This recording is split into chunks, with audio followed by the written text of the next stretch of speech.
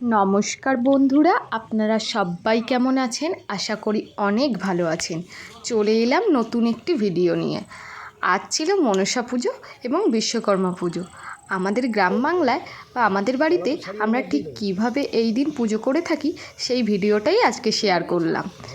ভিডিওটা শেষ পর্যন্ত দেখার অনুরোধ রইল।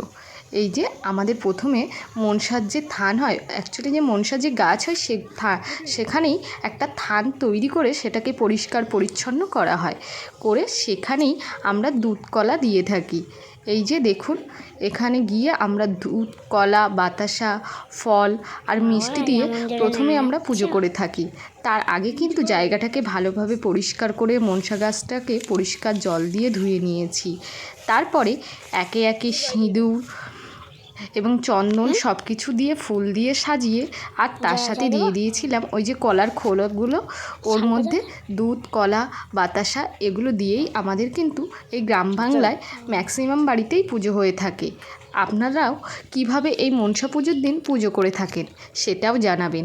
এছাড়াও এই যে দেখছেন এর সাথে একটু যে চরণামৃত ওখানে দেওয়া হচ্ছিল, যেটা ঘি মধু গঙ্গা জল, এইভাবেই কিন্তু আমরা সবসময় কিন্তু মনসা পুজো করে থাকি। এছাড়া এই যে দেখুন প্রতিটা পাতায় পাতায় সিঁদুরের ফোঁটা দিয়ে দিচ্ছিলাম সুন্দরভাবে। এই যে দেখুন আমাদের এই রাস্তার মাঝেই কিন্তু এই মনসা গাছটা যেতে যেতে পড়ে। এইভাবে আমাদের পুজোটা আমরা শেষ করলাম। তার ঠিক পরপরই কিন্তু এখানকার পুজো শেষ হয়ে গেলে আমরা কিন্তু ঘরে গেছিলাম। আমাদের বাড়িতে কিন্তু সেভাবে কোনো পান্তা পুজো কিন্তু হয় না, আমরা কিন্তু মনসাতলায় এভাবে দুধ কলা দিয়ে পুজো করে থাকি। আর ব্রাহ্মণের বাড়িতে চাল কলা মিষ্টি ডিম যা যা দেওয়া সেখানে আমরা দিয়ে আসি।